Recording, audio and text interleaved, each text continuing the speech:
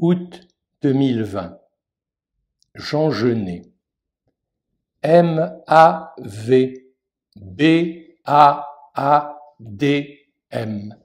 V-L-F. Dans ses 5 romans écrits sur une courte période de 4 ans, 1942-1946, Jean Genet décrit de page en page, avec lyrisme, ses rencontres avec les corps des hommes. Le poète ne s'en cache pas. Lorsqu'il devient célèbre, ô combien, il ne change pas de position et refuse les semblants de la respectabilité. Pour autant, il ne fut pas prosélyte de ses choix amoureux, ni militant de la cause homosexuelle. En 1975, dans un long entretien qui fit date, Hubert Fitch fait remarquer à Genet: « Mais vos obsessions, vos ressentiments ont été projetés sur le monde. Ils ont eu une influence sur le comportement de toute une génération. » Il obtient cette réponse: « Peut-être, mais vous parlez de choses qui se sont passées il y a 35 ans ou 40 ans et qui ont été plus ou moins gommées par l'âge, par la mémoire, par les drogues que j'ai prises. Je sais que c'est vrai, mais comme elles étaient, je ne le sais plus. » Genet n'a pas de complaisance pour son homosexualité, il la conjugue même au passé. Certes, il a toujours été homosexuel, mais ce qu'il conjugue au passé, c'est sa vie sexuelle, comme si elle était d'un autre temps, recouverte par l'oubli. Autrement dit, elle n'est pas valorisée, promue, revendiquée. Fitch insiste. Quelle est donc votre théorie de l'homosexualité? La réponse est précise. Je n'ai pas de théorie de l'homosexualité. Je n'ai même pas de théorie d'un désir indifférencié. Je constate. Je suis pédéraste. Bon, ce n'est pas une affaire. Chercher à savoir pourquoi ou même comment je suis devenu pédéraste et comment je l'ai su, pourquoi je le suis, c'est une amusette. C'est un peu comme si je cherchais à savoir pourquoi mes yeux ont une pigmentation verte. Alors pourquoi y revenir? L'interroger à nouveau? Nous voulons déplier une piste. L'homosexualité de Genet n'est pas une, lui-même en témoigne de façon explicite et détaillée. Les pratiques de Genet ou de ses divers personnages, ainsi celles flamboyantes des travestis de Notre-Dame-des-Fleurs, s'étaleraient, selon certains, jusqu'à plus soif dans l'œuvre romanesque. Les isolés renseigneraient sur la vie amoureuse intime, privée, secrète de Jean. Les récits seraient des fenêtres ouvertes sur son monde intime. Les chambres s'entrouvent, draps et couvertures se soulèvent, l'obscurité des nuits se dissipe. Il faut commencer par balayer cette amusette, selon le mot de Genet. Si nous ne le faisons pas, rien sur cet auteur ne peut s'écrire de nouveau. Que se dit-il parmi ses commentateurs? Que les romans, mais aussi les poèmes, comme Le Condamné à mort ou la pièce de théâtre, Haute surveillance, illustreraient à merveille les formes viriles de ses choix homosexuels. Les textes, dits autobiographiques, montreraient un Genet déguisé en Narcisse, passionné par les mises en scène phalliques où le sexe des hommes s'inscrit dans une pure religion du mal. Et la sainteté se reconnaît encore à ceci, c'est qu'elle conduit au ciel par la voie du péché, écrit-il dans Miracle de la rose. Cette position critique, ici résumée, ne veut voir dans les romans qu'une fixation à une image indélébile où se dessine un sexe viril érigé, tel une relique dans sa châsse. Cette approche n'est pas fausse, elle ne manque pas d'arguments, 10 sans citation pourraient l'illustrer. Mais ô combien elle est courte. Optons pour une autre orientation. Elle ne s'opposera pas point par point à la précédente. Oui, Jean est un homosexuel, masochiste et passif. Écoutons-le, nous accomplissions quelque chose comme les noces d'or des époux douloureux et qui ne s'aiment plus dans la joie, mais dans la douleur. Oui, Jean est fasciné par une image du mal où s'élabore une glorification de la trahison. Disons-le, j'ai descendu, comme on dit, toutes les couches de l'abjection. Mais Jean n'épuise pas Genet. Autrement dit, l'écriture de Genet n'est pas causée ni enclenchée par son homosexualité brillante, baroque, mais par l'impossible que cette homosexualité emporte pour lui et réalise toujours comme ratage. Pour preuve, cette phrase, une parmi tant d'autres. Je cite, « J'inventais à notre amour les plus curieux dessins, mais je sentais sous le métier la main fatale qui dénoue les boucles. Bulcaen, un condamné à mort, ne m'appartiendrait jamais, et sur le point de départ, que peut être une unique rencontre, toute une nuit d'amour même, je ne pouvais pas tisser solidement. » Voici l'emploi de l'expression « c'était trop beau pour être vrai ». Je pressentais qu'à peine elle nous avait réunis, la vie allait nous séparer pour ma honte et mon chagrin.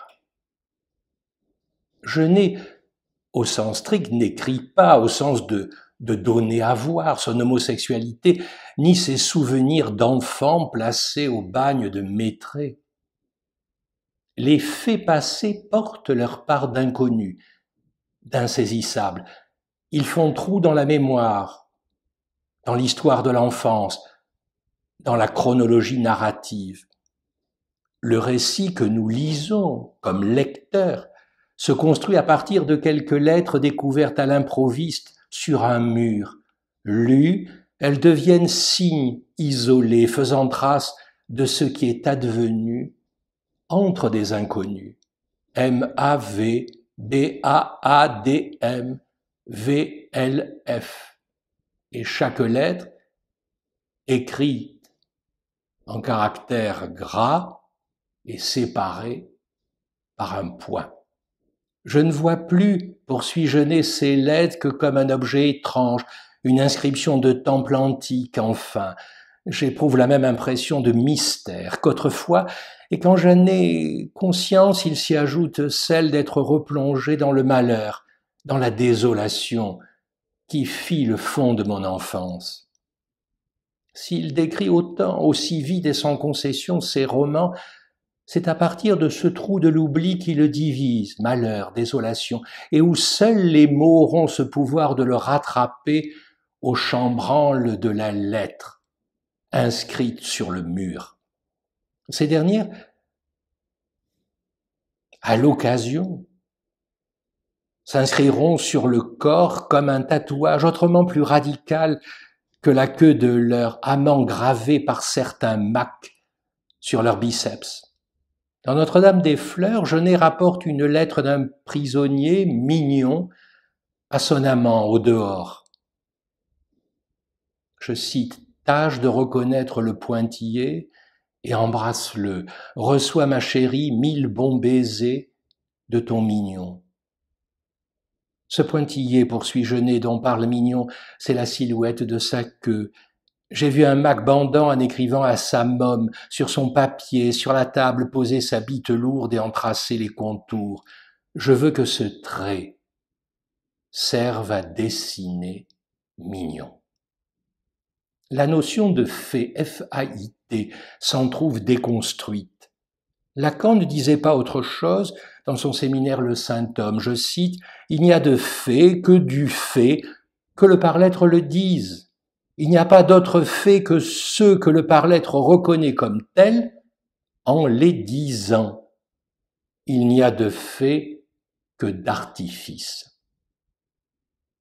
À la fin du miracle de la rose, notre poète se demande ai-je dit tout ce qu'il fallait dire de cette aventure? Il y a cette répétition du verbe dire au participe passé et à l'infinitif. Le dit et le dire. Il y a cette exigence qui implique de dire. Il fallait dire. Genet a-t-il non pas tout dit, mais dit tout, ce que cette exigence impliquait qu'il dise. Le tout ne se réfère pas à ce qu'il vient de dire, les 376 pages du miracle dans la collection Folio, à l'exhaustivité de son propos, mais à l'obligation du « il fallait ». A-t-il dit tout ce qu'il fallait dire? Il se demande s'il n'a pas été trop défaillant quant à l'obligation du « il fallait ». À la nécessité d'un vouloir dire exhaustif, descriptif et complet, se substitue la soumission active à laquelle il ne peut se dérober. Ce n'est pas que Genet se taise qui est déterminant, c'est que le dire, au cœur de tout dit, est toujours silencieux. D'où les dits qui, à se dire, font surgir un dire toujours plus vif et incandescent. Il n'y a qu'un seul dire, le dire du sexe qui échappe à tout dit. Le dire ne s'y couple au dit que dit exister, soit de n'être pas de la dimension de la vérité, selon la phrase de Lacan. Les dits sur le sexe soumis aux critères de vérité ne cessent d'énoncer impuissance, échec, impasse, bref, castration comme disent les psychanalystes. Le dire, lui, occupe la place du réel. Il est l'impossible de chaque dit. Genet n'a pas à la disposition de sa mémoire son histoire, les faits, les pratiques, les personnages, les souvenirs, les étreintes, ni les sexes vivants et brûlants sous les caresses. C'est un écrivain que son histoire se crée, se forme, se met en scène devant ce lecteur à troubler.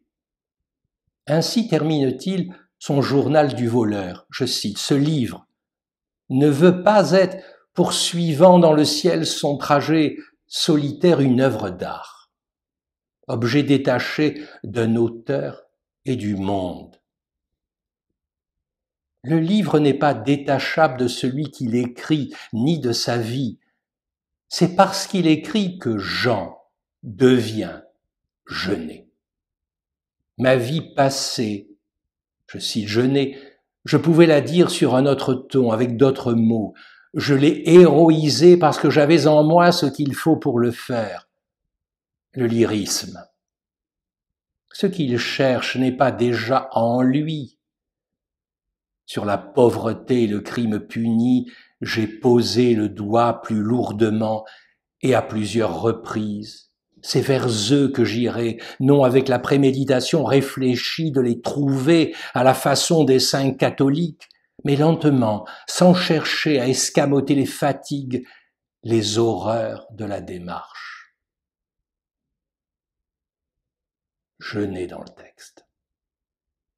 Alors que pour le saint catholique, le bien est déjà là et qu'il faut œuvrer ô combien pour l'atteindre, pour Genet, viser le mal, c'est le faire advenir, parce que ce mal, à être produit, fera de Jean un poète du nom de Genet. La feuille blanche, à la prison de la santé, il écrit sur le papier rêche de sac, devient le théâtre de ce mal qu'il appelle en référence à Maitret le bagne. La scène de l'écriture, du passage à l'écriture, se loge dans ce chiasme toujours en tension entre le dit et le dire. cet espace entre le dit et le dit, oui, c'est le vrai bagne où loge le poète Genet.